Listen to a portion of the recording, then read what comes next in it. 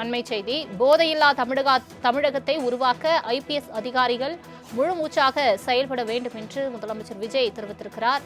தொடர்பான மேலும் விவரங்களை தருவதற்காக செய்தியாளர் நந்தினி இணைப்பில் இருக்கிறார். நந்தினி வணக்கம். இன்று ஐஏஎஸ் ஐபிஎஸ் அதிகாரிகளுடன் மாநாடு நடைபெற்ற நிலையில் தற்பொழுது முதலமைச்சர் விஜய் அவர்கள் பல்வேறு விஷயங்களை தெரிவித்திருக்கிறார். என்ன தெரிவித்திருக்கிறார்? முழு விவரம். வணக்கம். போதையில்லா தமிழகத்தை உருவாக்க ஐபிஎஸ் அதிகாரிகள் முழு மூச்சாக செயல்பட வேண்டும் என ஐஏஎஸ் மற்றும் ஐபிஎஸ் தலைமையிலான மாநாட்டில் தமிழ்நாடு முதலமைச்சர் வலியுறுத்தியதாக தகவல் என்பது வெளியாகியிருக்கிறது. குறிப்பாக ஐஏஎஸ் ஐபிஎஸ் அதிகாரிகள் மாநாடு தமிழ்நாடு முதலமைச்சர் ஜோசப் விஜய் தலைமையில் சென்னை தலைமைச் செயலகத்தில் நடைபெற்று வருகிறது.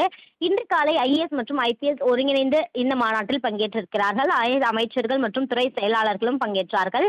இந்த மாநாட்டில் போதையில்லா தமிழகத்தை உருவாக்க ஐபிஎஸ் அதிகாரிகள் முழு மூச்சாக செயல்பட வேண்டும் என முதலமைச்சர் வலியுறுத்தியதாக தகவல் என்பது வெளியாகியிருக்கிறது. அது மட்டுமல்லாமல் கள்ளக்குறிச்சியில் கள்ளச்சாராயம் பிரச்சினை தொடர்பாக முதலமைச்சர் விரிவாக கேட்டறிந்ததாகவும் லஞ்ச லாவண்யங்களின்றி வெளிப்படைத்தன்மையோடு செயல்பட வேண்டும், ஊழலற்ற நிர்வாகமாக இருக்க வேண்டும் என முதலமைச்சர் அறிவுறுத்தியதாகவும் தெரிவிக்கப்பட்டிருக்கிறது.